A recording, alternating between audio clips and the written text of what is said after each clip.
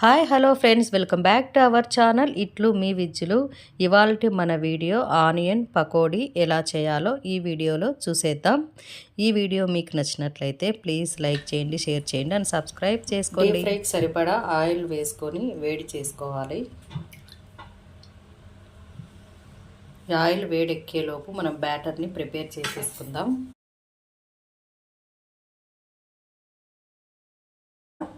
శనగపిండి, ఉప్పు, కారం, కొద్దిగా బేకింగ్ సోడా వేసుకొని ఈ విధంగా బ్యాటర్ని ప్రిపేర్ చేసేసుకోవాలి.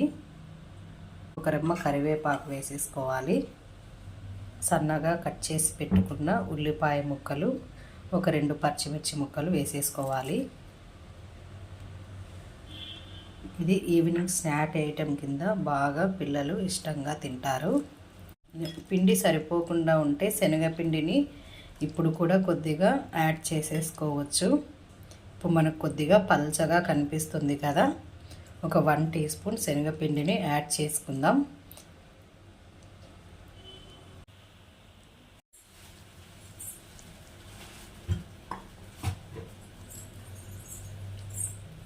ఆనియన్ పకోడీలు టేస్టీగా ఉంటాయి, పిల్లలు బాగా ఇష్టంగా తింటారు.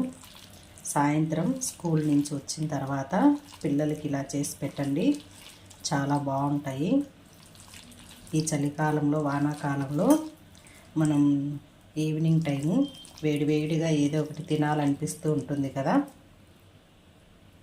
ఒక శనగపిండి ఉంటే చాలండి, చాలా ఈజీగా ఫాస్ట్గా, ఎలాగో మనకు ఉల్లిపాయలు, పచ్చిమిరపకాయలు ఆల్రెడీ ఇంట్లో ఉంటూనే ఉంటాయి కదా, చాలా ఫాస్ట్గా చేసేయచ్చు.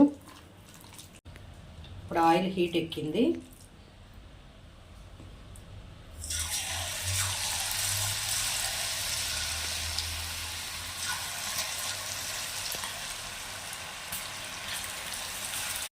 ఫ్లేమ్ మాత్రం మీడియం టు లో ఫ్లేమ్లోకి అడ్జస్ట్ చేసుకుంటూ మనం వేసిన ఒక 2-3 నిమిషాల తర్వాత రెండవ వైపు తిప్పుకోవాలి.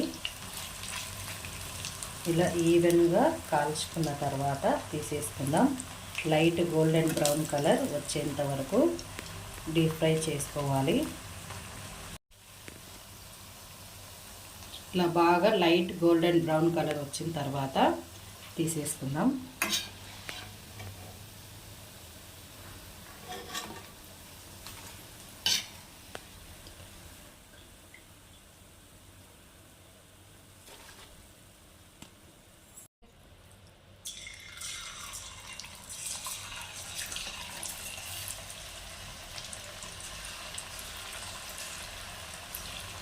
దూరంగా వేయండి, ఒకటే చోట వేస్తే ముద్దలాగా పడతాయి అన్నీ.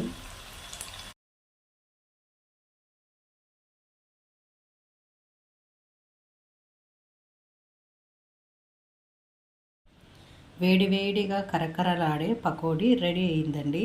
ఈ వీడియో మీకు నచ్చినట్లయితే ప్లీజ్ లైక్ చేయండి, షేర్ చేయండి అండ్ సబ్స్క్రైబ్ చేసుకోవడం మాత్రం మర్చిపోవద్దు. Thanks for watching.